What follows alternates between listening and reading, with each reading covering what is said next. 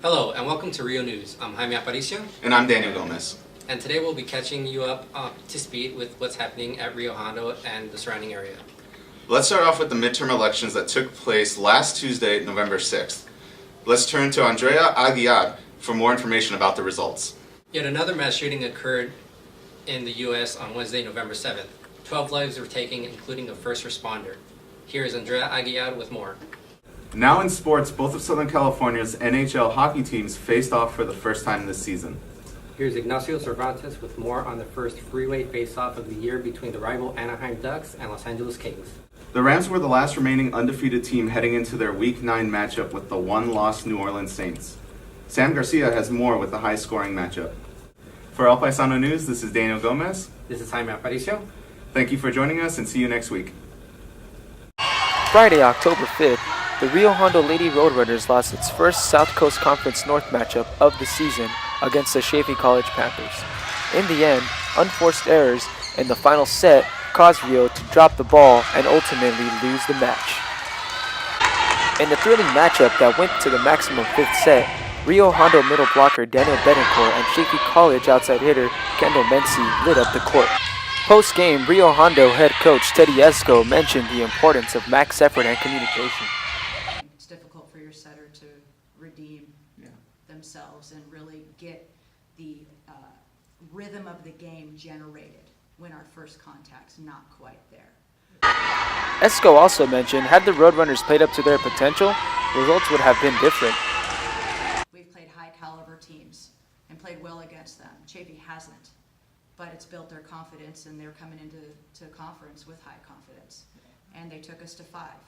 Had we been on our game tonight, I guarantee you would have been a different result. Right. We did not block well tonight. Our serving was on. We put them out of system quite a few times. We didn't miss that many as opposed to when we first started the season. So we've made some nice strides forward in that area. The next home game for the Roadrunners will be on Wednesday, October 10th, as they face off against Pasadena in another South Coast Conference matchup. For El Paisano News, Ignacio Cervantes. Following a loss Wednesday night against the East Los Angeles College Huskies, the Rio Hondo Lady Roadrunners women's volleyball team have a chance to bounce back quickly Friday night.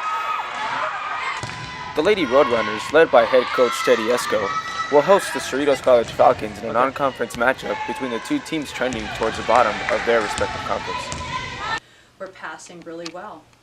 Our goal is to be around a 300, 350. Well, last night as a team we passed about a 385. So we're right there at our mark where we need to be. But our offensive realm was not there. Our percentage was really low. So that was the main focus today. And I hope to execute that tomorrow night against Cerritos. At 1-3, both squads have work to do if they are to bounce back from bad starts to conference play. According to Esco, during this practice the day before the game, it's in the front of the court attack where the team really needs to improve if they are to turn things around. Following practice, El Paisano caught up with defensive specialist Madeline Gastelum. So tomorrow, definitely be ready to see some more plays that we haven't ran yet on the court, but just during practice, and I think we're going to have a really good game, and I hope that our offense is able to execute the way that they've been doing. It's just inside these doors, inside the Rio Hondo Gymnasium, where tomorrow, Friday, October 19th, the Lady Roadrunners will try to right the ship and come back from 3 losses in a row to play against the Cerritos College Falcons. For El Paisano News, Ignacio Cervantes. Tough times don't last, but tough people do. Those are words to live by Tobias Garcia Mendez, center forward for Rio Hondo's men's soccer team. This first-year college soccer player out of Sierra Vista High School has emerged as one of the best South Coast Conference North goal scorers in the area. But before this stage of success, the young man who goes by Toby was forced to go through adversity after a tragic high school football injury. His best friend of 12 years and teammate Eric Baños explains. And we noticed that the guy who chopped him, pretty much when he got him like that, his knee, the full power of his knee hit him right here, and that pretty much killed all the nerves leading to his toe. When he hit you, did you realize right away that there was something wrong?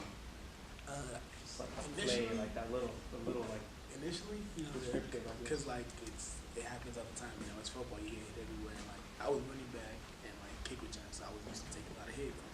And I felt like I got that, I thought it was that, and I thought it was just that, but I know I couldn't walk on it as much, so I played like 3 or 4 plays, and after that I told my coach, I can't do it, so they took me out. Coming out, the doctors didn't think I was supposed to. At first, I was supposed to get my leg cut off because like It got to that it point. got to that point. Like it was like a 40% chance of me keeping, a 60% chance of me losing it. Following the injury, it would take 2 weeks at Queen of the Valley Hospital, 4 weeks at LA Children's Hospital, and 4 more weeks at home of rest and recuperation, along with a positive attitude for Toby to beat all odds and get back to his normal routine of school and sports. They were like, yeah, it's gonna take if anything like 2 years to get back into it. And 6 months later, well, not like 6. As soon as I got like released from the hospital, like as soon as I started walking in, like maybe 2 months after, I was ready, like training for football. Okay. What really shocked me was when I went to the hospital and the doctor saw me. He's like, "Oh, you're walking." Like it was like he seen a ghost or something. He was like, "Could you jump?" I'm like, "Yeah." Like I thought it was normal. He was like, "Nah, this was supposed to take a long time." But I guess I healed quick. And everything else. Before the injury, Toby's plans following high school were to play football at Mount San Antonio College. Upon rehabilitation, he looked at soccer to get past his traumatic experience. Now the team's best scorer with 6 goals, this once heavily scouted football player is excelling in soccer and looking to earn Rio some titles. For All Paisano News, Ignacio Cervantes. Now, with the current building of Galaxy's Edge in Disneyland, several seating locations within the park will be removed in order to pave way for more free-flowing space in order to help accommodate the huge crowds expected to come next summer. I asked annual pass holder Reese about her thoughts on the future removal of resting places and benches in the park. I think it's kind of messed up, to be honest with you. Really? Yeah, because you have people who have to sit down, and sometimes they're not in a wheelchair. And also for the kids, like if mommies have to feed their babies and stuff, I mean, I guess if there was a lot of seating over there by Small World, but it can get packed. But they have benches that line everything, and I think it works out better. Another annual pass holder who's not quite sure of the seating situation is Byron. I kind of want to picture it first, to be honest with you, before I have a comment. I know that they're going to be changing their ticket things too, so maybe it's going to be better because I know a lot more people are going to be here. But I just have to see it first. Cause like at first I always hate everything, to be honest with you. Right. Like right now I'm hating the bug sign is gone. Are you not a Marvel fan? No, to be honest, I can care less about Marvel, and I know that I'm like everyone hates me on that. But I really am excited for Star Wars because it's like a brand new park actually opening in Disney since like forever. Right. So I'm really excited to see what they're gonna do with it. But there is worries, but I don't know. Like again, I said I have to like really be there. This has been Jaime Aparicio for El Paisano Media. Friday, October 26th was the day that Hollywood and the Britannia Awards honored Kevin Feige at the Beverly Hilton in Los Angeles, California. Some of the actors that have portrayed Marvel heroes and villains in the Marvel Cinematic Universe were also at the award ceremony. Feige and the hard-working people at Marvel Studios have done what other major studios are still trying to replicate in building a connected and cohesive cinematic universe. Now on the verge of another marvelous merger between Walt Disney Studios and 20th Century Fox, Feige can fully incorporate the Uncanny Mutants into the monster cinematic universe that he himself helped build. I'm very humbled to be recognized with this award that bears the name of a man, Albert Broccoli, who has had such an incredible impact on film and on me personally. While I'm extremely proud of what we've done in the last 10 years with John and all of us at Marvel Studios, the gold standard is what he and Eon Productions have done with James Bond, a character who is as popular today as he was nearly 60 years ago. It will come as no surprise that I'm a lifelong movie fan. I think most of us are. As a kid growing up in New Jersey, I was aware of the power of storytelling and actively sought out stories that moved me in all forms, in books, in TV, in comic books, and of course, movies.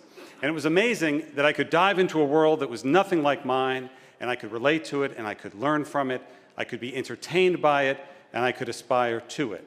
And for me, movies were the ultimate expression of emotional, captivating storytelling. Seeing stories living and breathing on the big screen was very powerful when I was a kid, and it still is today, a big, giant screen in a room full of people. This has been Jaime Aparicio for El Paisano Media. After being teased with a video for Disney's new land, Star Wars Galaxy's Edge, Disney has recently released the names for two of its attractions that guests will be able to partake in the land. The first will be called Rise of the Resistance and will put guests in the role of the Resistance fighters from the current Star Wars trilogy to battle against Kylo Ren and the First Order. The second reveal involves guests taking control of the most famous Huckum junk in the galaxy in Millennium Falcon Smuggler's Run. In the ride, you along with other co-pilots will take flight in the Millennium Falcon ship first made famous in the original Star Wars film A New Hope. And in what may be the biggest surprise to fans of the franchise, longtime Star Wars composer John Williams has been announced to compose an all-new original theme specifically for Galaxy's Edge. Here's a small taste of what's to come.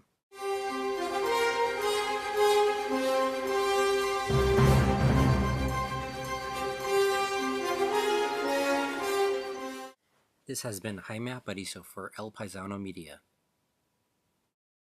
Next summer, Walt Disney Studios will release one of their most beloved animated classics remade with realistic animation to resemble actual animals. The Lion King, being directed by Jon Favreau, who also directed 2016's The Jungle Book, brings the same technology that brought those characters to life onto the next year's Lion King to breathe new life into the film. With a stellar cast lined up to voice Simba and company, Jon Favreau's The Lion King is already shaping out to be one of next year's most anticipated films. The most exciting announcement, however, comes from Disney revealing one of the original voice actors from 1994's The Lion King, James Earl Jones, will return to reprise his role as Simba's father, Mufasa, as teased in the first trailer. Everything the light touches is our kingdom. But a king's time as ruler rises and falls like the sun. One day, the sun will set on my time here and will rise with you as the new king. With the teaser trailer already gathering millions of views on YouTube, some Twitter users have come out to criticize the film's categorization of being labeled as a live-action film, with those same users saying that the film is in fact an animated remake of the original.